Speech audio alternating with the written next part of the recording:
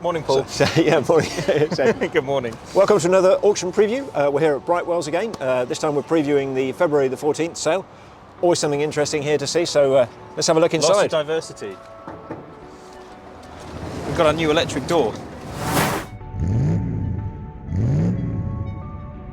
First, our friends at Lancaster Insurance are running monthly giveaways. You can win all sorts, from experience days to tools, restaurant vouchers and tech. So check the video description for full details and to enter. Valentine's Day is just around the corner and our classic car sale finishes on February the 14th, so we thought we'd sort of celebrate that and encourage people to have a third love in their life. His and hers, right? His and hers. Silver Cloud 1965, 1975 Silver Shadow 1. Cool choice. And then over in the corner we've got another one, a third generation Rolls-Royce, a modern Phantom, 66,000 miles in black. Looks kind of gangster and cool. So you've got 3 generations of Rolls-Royce, haven't you? But I think the ladies are probably going to go with that, and I don't think anyone's going to tell me I'm a misogynist for that, are they? No, although it is lovely. It really is a beautiful example. It. So, single family ownership for 57 years and one of just, I think, 49 at Paul. Yeah, less than 50 of these made in one drive. Yeah. 6.2 V8, but then it's a massive car, so it's going to have lots of lovely torque. But it's not about speed, it's about cruising and comfort and looking glam. It looks lovely, doesn't it? It's a Mulliner body, isn't it, this one? And it's had a respray, I think, but that's about it, isn't it? It's lovely and original otherwise. There's some lovely details on the back with the rear lights. The interior is nice and original, great patina. What a cool thing. And I think it's estimated at... 98 to 120,000, I've read, so yeah. Pocket change for somebody who's into one of these. Yeah, it's majestic though. Most definitely. Let's have a look at the back of it. Okay. Love the detail on these lights. Looks like an old Aston Martin at the back. Really unusual. It's a shame they didn't carry features like that through. Yeah, it couldn't be anything but 60s, could it? No. The paint finish is really nice on it, actually. They've done a lovely job. Should we have a look inside? The patina's beautiful. Yeah, it is actually. Yeah. Won't you ever sit in that, Paul? Easier to get into than that, at least. Yes. Look at that. Yeah. I reckon I should make a bid. Yes, most definitely. On the company credit card, I'd say. Well, this is a bit more of an affordable proposition for a Rolls, isn't it? This is yeah. I think 8 to 12, this one? It is, 8 to 12 grand, 1975 Shadow 1, although somehow it's registered as a 1980 on a double W plate, not quite sure how that works. But interesting, lots of period features, the original 8-track still present. Just had 6,000 quid spent on it, it's only showing 67,000 miles. It looks like it's had 4 new tyres, carb rebuild. Someone's retrimmed the interior. Yeah, recoloured it, I think. The interior. Yeah. Absolutely lovely. What a nice thing to waft around. Well, the tyres are expensive on these, so that's what they can be, as can maintenance be. But you're not going to get so much hate wafting around in one of these as you might do in the Phantom that's next to us. Let's go and have a look. Okay. Moving on to the Phantom. This is done about 66 now. What an imposing car. Look at the size of it compared to the Shadow next to it. The biggest BMW you'll buy. Yes, it is mostly 7 Series underneath, but huge V12, naturally aspirated, enormous wheels. Look at the size of those.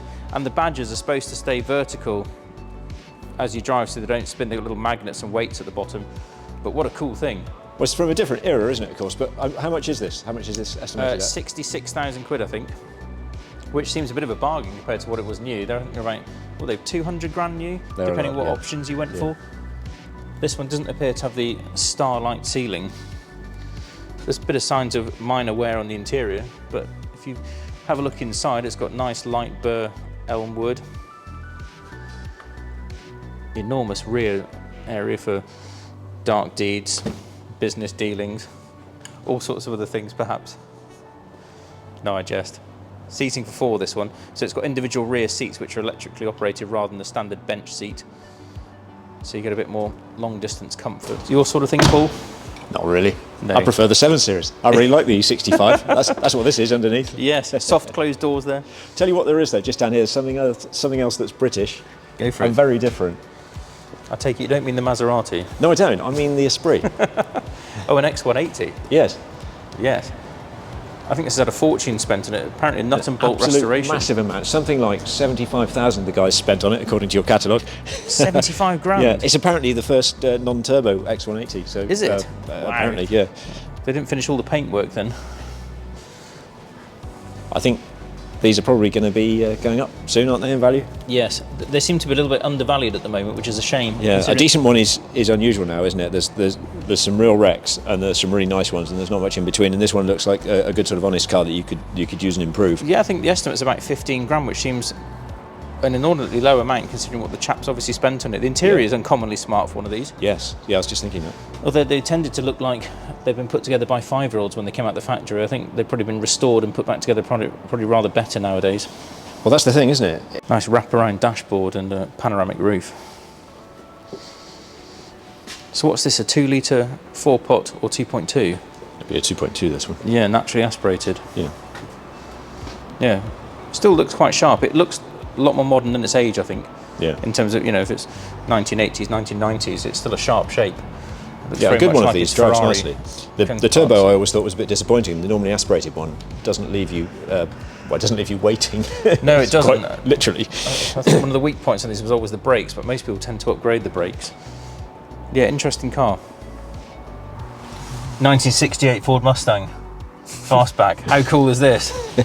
Have a look at that. So this is a 351 with Edelbrook headers, tubular manifolds, all sorts of other upgrades. Apparently it's been cammed. It's got a steering rack conversion and Holly carb imported from America. So it originally would have come with a 302 Windsor, but the vendor reckons it's about 600 horsepower. Quite the thing. Enough of that. What does it sound like? Let's start her up.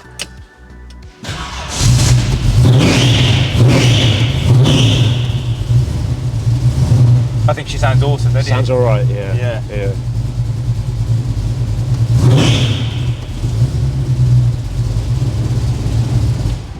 I could have a bit of that on a dry summer's day, couldn't you?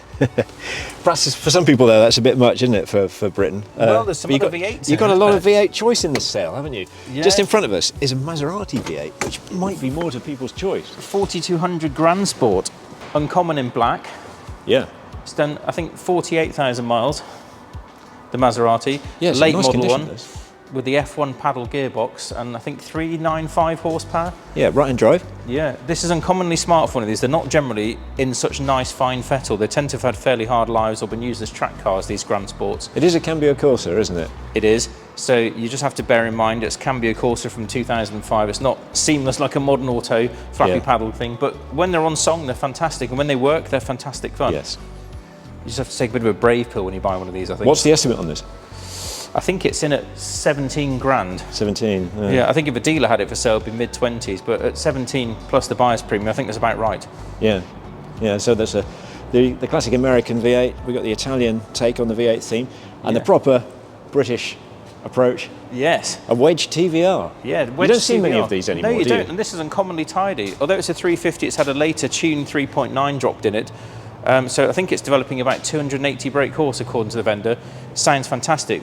Let's get this one started up. I do really like these.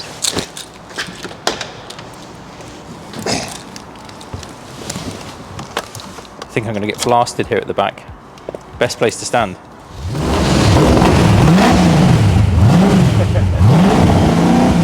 What a noise. Well, that's all right, isn't it? Yeah, that's fantastic. I think that sounds much better than that Mustang. It does, it sounds sick. Whoa. And there, in a nutshell, is the appeal of these TVRs. Absolutely. Lightweight, fantastic noise, go like stink. And sometimes work. Yeah, I like that. Tidy. Even the door shuts. Yes. Right, and now something a bit more different and completely alternative. Yeah. Talking V8. It is a V8. It is. But you won't see another of these. With somebody else's engine. If you prefer a Ferrari V8, then what about this? The Lancia Thema 832. What a rarity.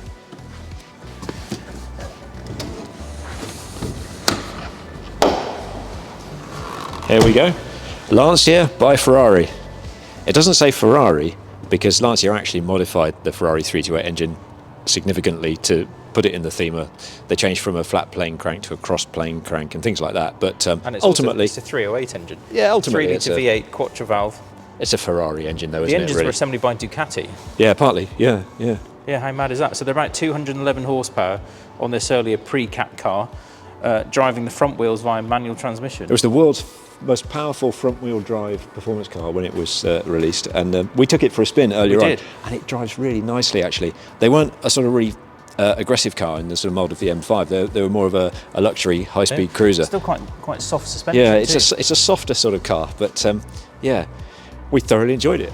Well, from V8 to straight six, this is a nice old thing. This is a celebration, isn't it, Will? It is one of the very, very, very last 4 litres finished in Kingfisher.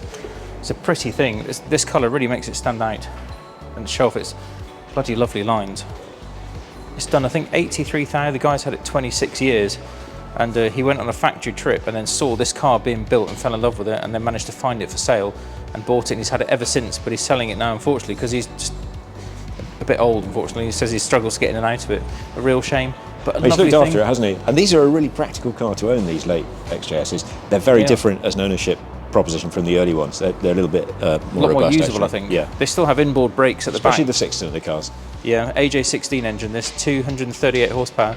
But 4-speed auto, they're just a lovely thing, 2+2 seating. You can get all the panels for them still as well. And most of them. Yeah, most of them, yeah. But when you go around the back end, they've got this lovely smoked glass at the back. It's just super. It really suits the shape, and being a celebration, it has these lovely wheels, embossed headrests, and specific, is it elmwood? Light elmwood. I'm not sure. Steering wheel, half timbered wheel, and handbrake head and stuff. Yeah, nice thing. I think it's in at £9,000. It seems like a lot of car for the money. Yeah, a good facelift XJS is worth strong money, so £9,000 seems reasonable. Yeah. Yeah, especially with that sort of mileage and provenance. Yeah, real pretty thing. If the XJS is too modern a classic for you, then we've got the sort of spiritual forebearer of it here, really, the MGC, the 6-cylinder MGB. And they're an underrated car. People do like to slag them off without really knowing what they're talking about, but an uprated MGC can be quite a credible car. I've driven a few that have been uprated, and this one has got uprated cams, manifolds and all sorts. It's about 180 horsepower, I think, Will? Yeah, 175, so that's about 30 more than the original one would have had. Yeah. And improved torque as well, so this should go a bit like an Austin Healey 3000 that's been well sorted. And he's worked on the suspension and brakes and everything. There's a lot of money been spent on this. It looks really nice as well. The grey is lovely. Yeah, I think the modern seats work quite well. I think they're from an MGF or MGTF, these seats. They're retrofit. Yeah, they're not C seats, are they? Nice polished knob as well, that suits you. Nice thing. What's the estimate on this? 18 to 20. They've come up and sort of stagnated around that sort of figure, which is great. Yeah, so this is one of the nicer ones I've seen for a while, actually. It is unusual in sort of primer grey. It really suits the shape. You can see all the accentuations and body humps and lumps and power bulges really well. It works really well with the chrome too. Definitely a nice thing. Probably very drivable, this, I'd imagine, on a B road. Yeah, a well sorted C is actually a really nice car. Yeah, just got to remember there's a lot of weight at the front. They can put you through hedges backwards, as my father will attest to. It doesn't look like it wants much, actually. It sounds quite solid too. It's just a nice all-round thing, I think. Good value for money for a big 6-pot coupe. You know, when you compare it to what the equivalent 6-pot E-Type might be in terms of British sports cars or something like the Jaguar. God, it's a big lump in there, isn't it? It is a heavy old engine. Yeah. But don't believe everything you might read about the MGC. They can be made to handle. I'll wait to see. I've driven a few that have been uprated properly and have been really enjoyable to drive. This one's got power steering as well, actually, which helps. Yeah, that's a good thing. Most definitely. Yeah, it looks to be very well sorted, this. It was done by a well-known Healey specialist. Yes, apparently, yeah. Yeah. Also, it's not yet another MGB, is it? That's what I like about it. Well, that's all we've got time for in this first part. But come back tomorrow for a second look at the rest of the lots which caught our eye in this sale. Or just like and subscribe and make sure you won't miss it. This video is proudly sponsored by Lancaster Insurance. Give them a call on 01480 400 889 for an insurance quote on your classic car. And don't forget to click the link below to enter their latest competition.